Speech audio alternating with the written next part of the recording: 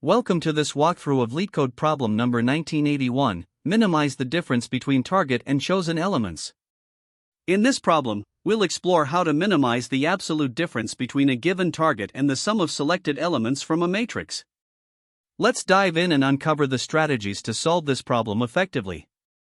In this problem, we are given an MXN matrix called mat and an integer target. The task is to select exactly one element from each row of the matrix in such a way that the absolute difference between the sum of the chosen elements and the target is minimized. The goal is to return this minimum absolute difference. The input includes the matrix mat where M represents the number of rows and N represents the number of columns, along with the integer target. The output is a single integer representing this minimized absolute difference. This problem challenges us to carefully choose elements from each row to achieve the closest possible sum to the target. Let's consider the first example. Here, the input matrix mat is 1, 2, 3, 4, 5, 6, 7, 8, 9, and the target is 13. To minimize the absolute difference, we can pick one element from each row. For instance, from the first row, we select 3, from the second row, we select 4, and from the third row, we select 6. Adding these gives us a sum of 3 plus 4 plus 6 equals 13, which exactly matches the target. The absolute difference is calculated as 13 equals 0. Since this difference cannot be further minimized, the result is 0. Now, let's look at the second example. The matrix is 1, 2, 3, and the target is 100. Here, the only possible sum is obtained by adding the single element from each row, which gives 1 plus 2 plus 3 equals 6. The absolute difference between this sum and the target is 106 equals 94. Since there are no other options for choosing elements, the minimum absolute difference in this case is 94. Moving to the third example, the matrix is 1, 2, 9, 4, 5, 6, 7, 8, 9, and the target is 20. The output for the third example is 1. To achieve this, we select 2 from the first row, 6 from the second row, and 9 from the third row. Adding these gives 2 plus 6 plus 9 equals 17. The absolute difference between the sum and the target is 17 equals 1. This is the smallest possible difference we can achieve with the given matrix. The constraints for this problem include a maximum of 70 rows and 70 columns in the matrix, and each element in the matrix lies between 1 and 70. The target is a positive integer between 1 and 800. Now, let's discuss some edge cases. If the matrix consists of only a single row, the problem simplifies to finding the element closest to the target. Similarly, if the matrix has a single column, the only possible sum is the sum of all its elements. Another edge case arises when all elements in the matrix are identical. In this situation, the sum remains constant regardless of the choices. For very large targets, the absolute difference might simply be the target minus the smallest possible sum. Finally, handling a matrix of maximum size, 70x70, requires an efficient algorithm to ensure the solution is computed within time limits. To tackle problem number 1981, our goal is to minimize the absolute difference between the given target and the sum of elements chosen from each row of the matrix. The key constraint is that we can only pick one element per row, so we need a method that balances computational efficiency with accuracy.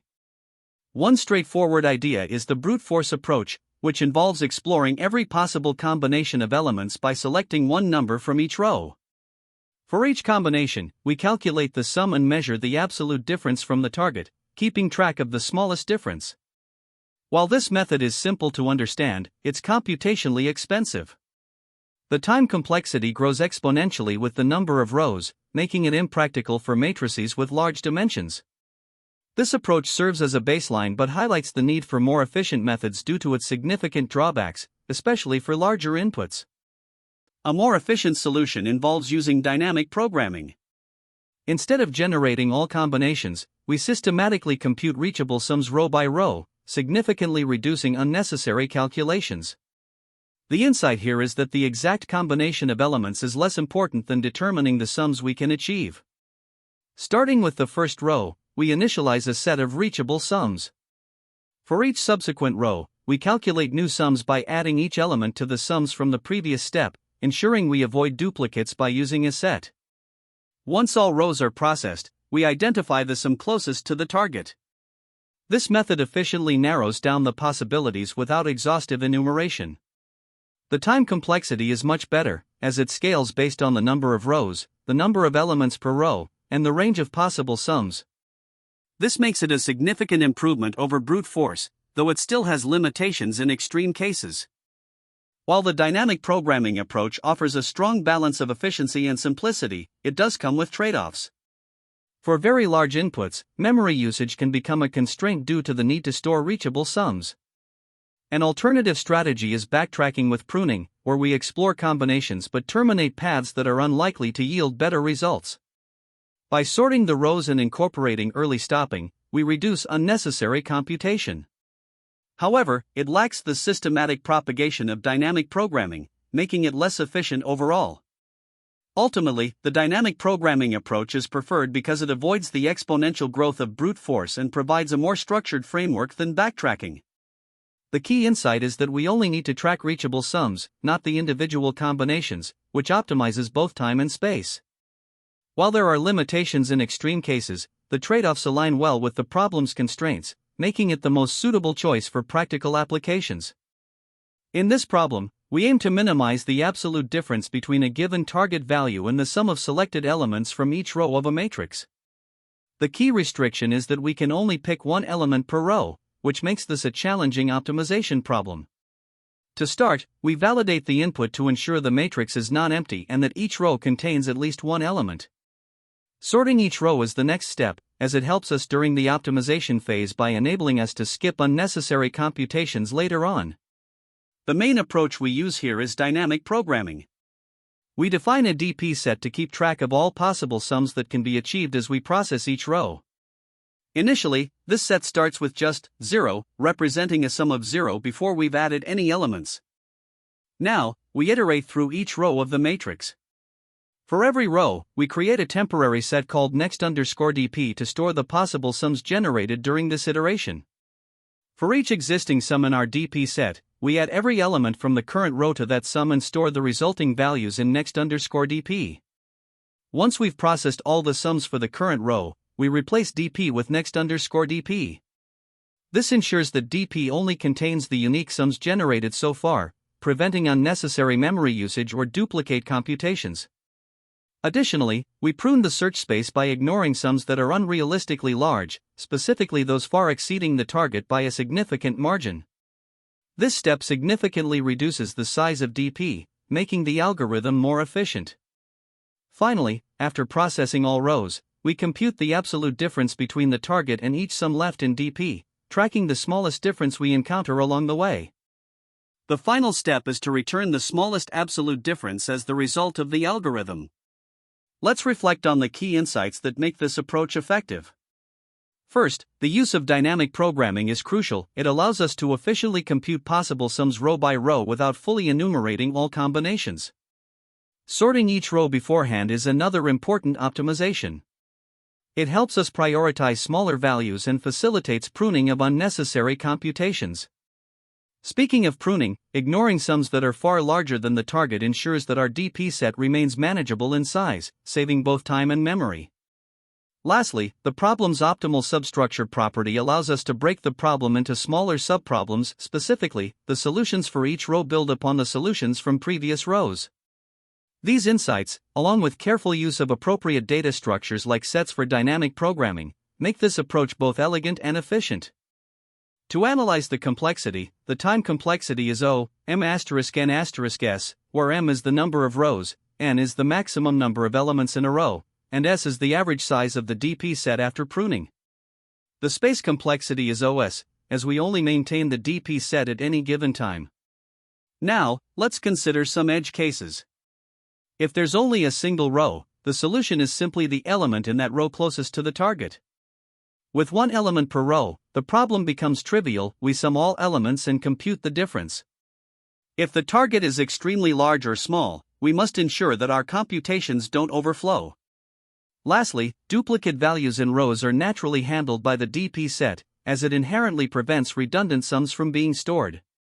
These considerations ensure our solution is robust and handles a wide range of scenarios effectively.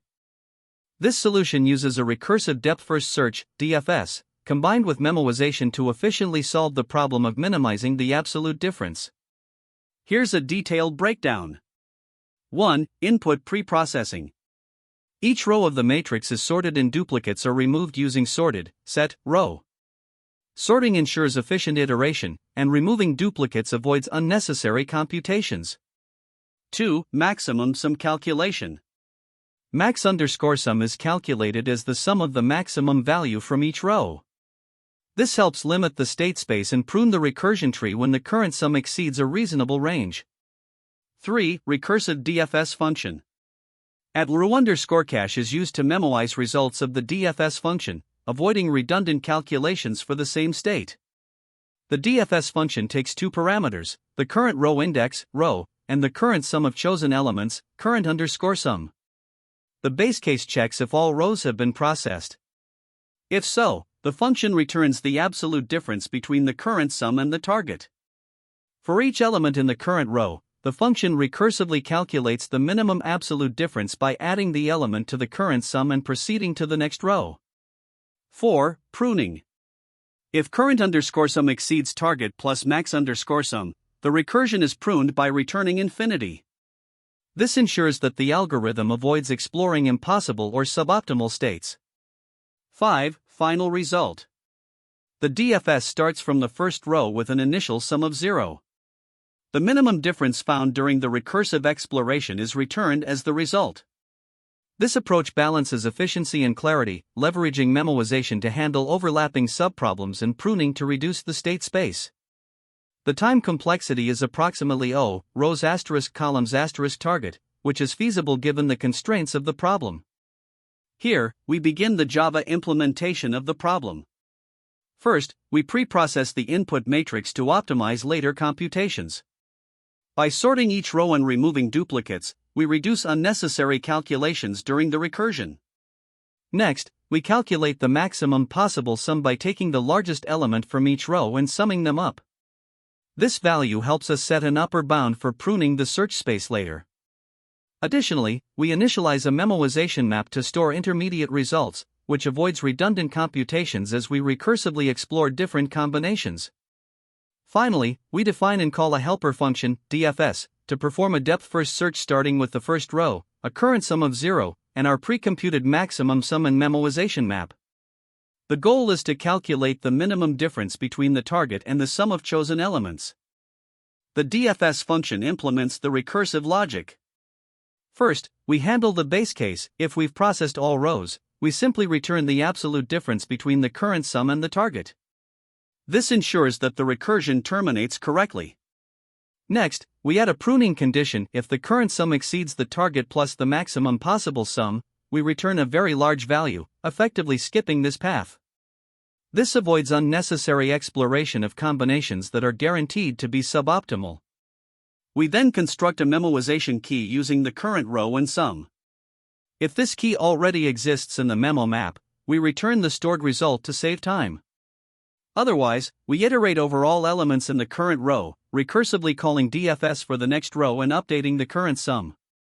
As we do so, we keep track of the minimum difference encountered. Finally, we store this result in the memoization map before returning it. This ensures that the function efficiently explores all possible combinations while minimizing redundant calculations.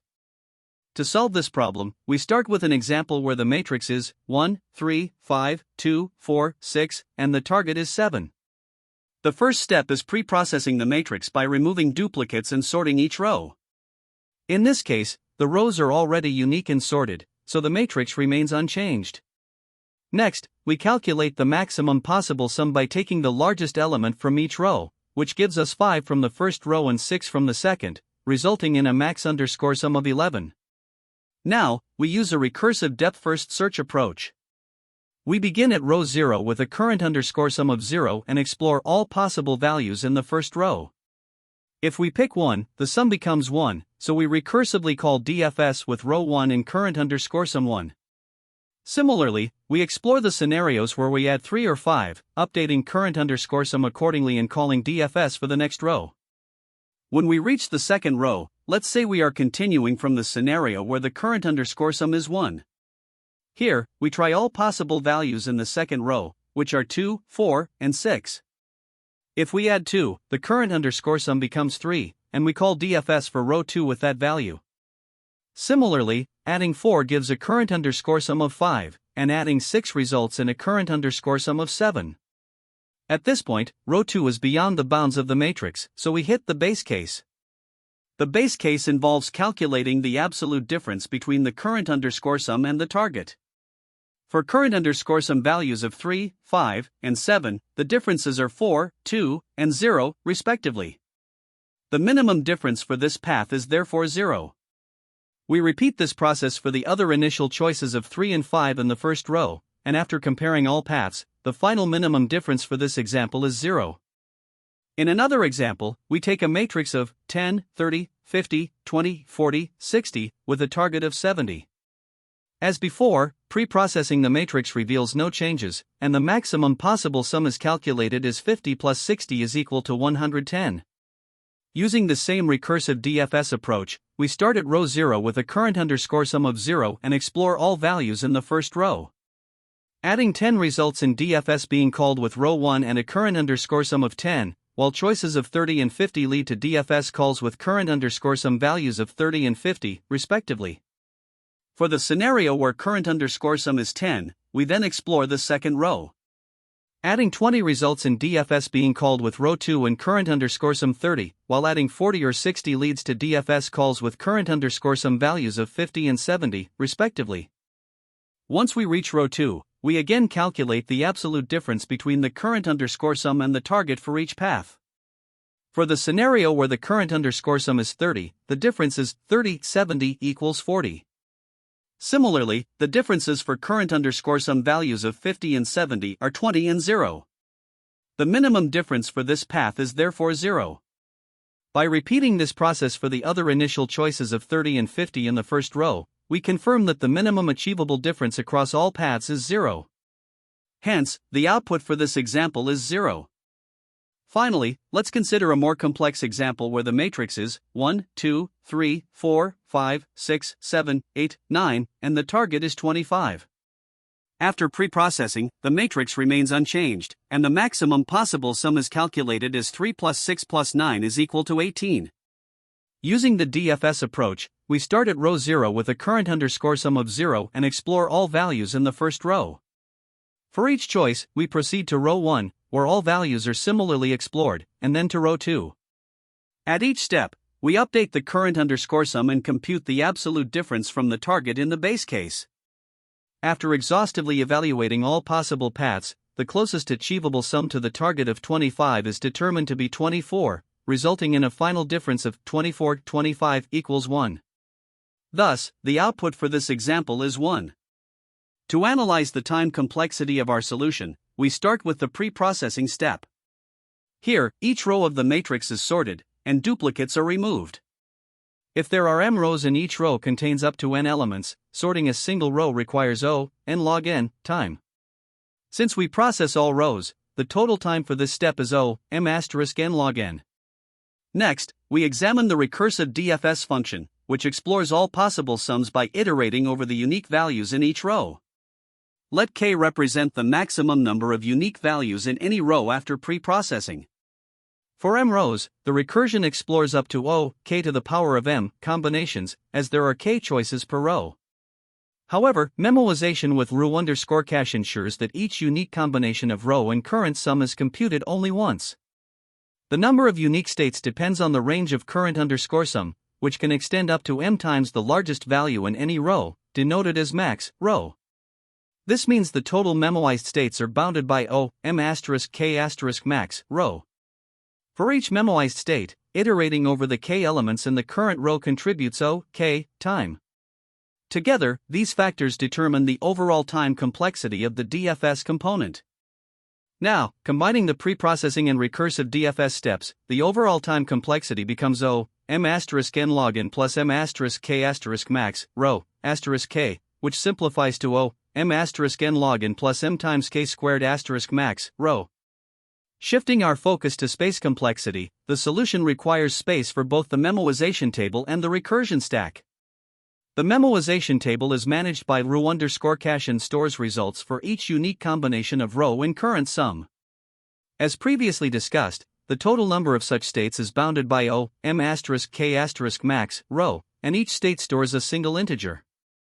Therefore, the space used by memoization is proportional to O, M*K*max, row. For the recursion stack, the depth of recursion is at most m, as we make one recursive call per row. Since each stack frame uses constant space, the recursion stack space complexity is O, m. Additionally, we account for the space used by the pre-processed matrix. After removing duplicates and sorting rows, the matrix requires space proportional to O, M*K, where k is the maximum number of unique values in any row. Considering all these components, the total space complexity is O, M*K*max, row, plus M*K plus m. Since the term O, M*K*max, row, dominates, we simplify the overall space complexity to O, M*K*max, row.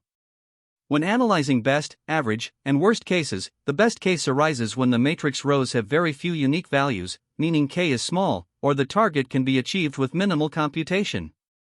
In such cases, the recursion tree and memoization table are small, and the time complexity is close to O, M*n log n, dominated by preprocessing. On average, k is moderately large, and the recursion explores a significant number of combinations, leading to a time complexity of approximately O, M*n log n plus m times k squared max, row. In the worst case, where all rows have the maximum unique values, k equals n, and max, row, is very large, the recursion explores an extensive state space. This results in the worst case time complexity of O, M*n log n plus m times n squared max, row. When comparing this optimized solution to a brute force approach, the improvement is significant. A brute force method would consider all possible combinations of one element per row, leading to a time complexity of O, n to the power of m, which is exponentially worse. In contrast, the optimized solution reduces the complexity by leveraging memoization to prune invalid states and pre-processing to reduce the number of unique values per row, k. To understand the big O notation mathematically, the recursive exploration is limited by the number of unique combinations of row and current sum, which is at most O, M*K*max, row. For each state, the computation involves iterating over k elements in the current row, adding a factor of k. The pre-processing step adds O, M*n log n, to the overall complexity. Combining these, the dominant term in the worst case is O, M*K squared max, row, with pre-processing as a secondary contributor. Thus, the total time complexity is O, M*n log n plus m times k squared max, row, and the space complexity remains O, M*K max, row. When solving this problem, there are a few common mistakes to watch out for. First, failing to prune the search space effectively can lead to excessive computations. Techniques like memoization or dynamic programming are crucial for avoiding redundant calculations and keeping your solution efficient. Next, it's important to remember that the matrix might not always be square. Assuming it has equal dimensions can lead to bugs, so make sure your code dynamically adapts to the number of rows and varying column sizes. Another pitfall is focusing too rigidly on achieving a sum exactly equal to the target. While that might seem ideal, the problem is about minimizing the absolute difference, so over-prioritizing exact matches can make your approach less efficient. Additionally, if rows contain duplicate values, iterating through them redundantly increases unnecessary computation. Using a set to remove duplicates before processing can save time. Finally, edge cases like single-row matrices, very large target values, or matrices with only one column can trip up your solution if not properly accounted for, so handling these scenarios is essential to avoid runtime errors. Now, let's consider some valuable insights that are particularly relevant in interviews. This problem highlights the application of dynamic programming to minimize differences, so it's an opportunity to demonstrate your ability to identify overlapping subproblems and efficiently store intermediate results. Be prepared to discuss time complexity trade-offs as well. While brute force solutions have exponential complexity, optimized DP approaches with pruning or memoization can significantly reduce unnecessary computations. Additionally, explaining heuristics like sorting rows or limiting sums to values near the target shows a thoughtful approach to optimization. Recognizing related problems can also make a strong impression. For example, this problem shares patterns with subset sum or knapsack problems, which require minimizing or achieving specific sums under constraints. Finally, connecting it to similar problems, such as partition equals subset sum or target sum, demonstrates your understanding of how these types of challenges are interrelated and can be tackled using similar strategies. Alternative approaches to this problem offer different trade-offs in terms of complexity and implementation. A brute force approach involves iterating through all possible sums by selecting one element from each row. While straightforward, this method has exponential time complexity, making it impractical for larger matrices. A more efficient option is an optimized dynamic programming approach, where you track reachable sums row by row and prune those that exceed thresholds or are unlikely to minimize the difference. This approach is faster for larger inputs but requires a more complex implementation. Another method involves using a greedy strategy combined with heuristics. Sorting rows and prioritizing values close to the target can help reduce the search space, and combining this with backtracking or memoization can further improve efficiency. Although this method doesn't guarantee an optimal solution, it often performs well in practice. Lastly, binary search can be used to find the closest sum after pre-computing all possible sums. This approach works best when the number of sums is small after pruning, but it requires careful pre-processing and implementation to ensure correctness. Great job! In this video, we summarized the key steps to solve LeetCode problem number 1981. Remember, dynamic programming is a powerful tool for problems like these. Keep practicing, and we'll see you in the next video. That's the end of this tutorial. I hope you found this explanation helpful for understanding the solution to this LeetCode problem.